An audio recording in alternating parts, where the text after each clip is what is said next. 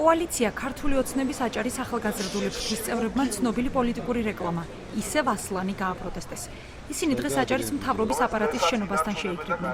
როგორც ქართული ოცნების ახალგაზრდული ორგანიზაციის წევრებმა განაცხადეს, ასლან აბაშიძის დროინდელი ჩინოვნიკები ერთიან ნაციონალურ მოძრაობას დღეისთვის გაცილებით მაღალ თანამდებობებზე ხავთ წარმოდგენილი, ვიდრე ქართული ოცნების მისამართით არიან მოხსენებული.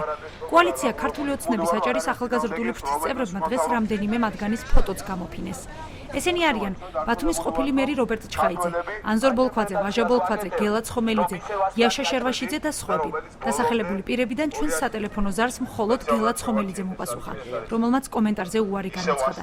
სატელეფონო საუბარში კი კოალიცია ქართული ოცნების ახალგაზრდული ფრთის განცხადება უსაფუძვლოდ მიიჩნია. ჩვენ ახალგაზრდებს გვახსოვს ეს ყველაფერი, ვინ სად იყო და ვინ იყო და ძალიან გვიკვირსო ჩვენზე უფროსი თაობის წარმომადგენლებს რატო ღალატობს მეხსიერება, რატო ვერ იხსენებენ იმ ადამიანებს, რომლებიც დღეს ნაციონალური მოძრაობის სახეებიდან თავად დასაყრდენი არიან აჭარაში. იგივე რობერტ ჩხაიძე, რომელიც ქალაქის მერი არის დღეს, მაშინ კი იყო ჩოლოქის მოვლენების ერთ-ერთი შემოქმედი, იდგა ჩოლოქზე, ცდილობდა ასლან აბაშიძის კბილებით დაცვას 6 მაისამდე, ასევე ანზორ ბოლქვაძე, რომელიც გახლავთ ვიცე-სპიკერი პარლამენტში, რომელიც იყო ასევე ასლან აბაშიძის დასაყრდენი ხულოს რაიონში, მთავარი ბიზნესმენი და ჩოლოქს ამარაგებდა იარაღით და ფულით. ჩვენ ვფიქრობთ, რომ ღირსეული ადამიანები მაშინაც იყვნენ, დღესაც არიან და ხვალეც უნდა იყონ.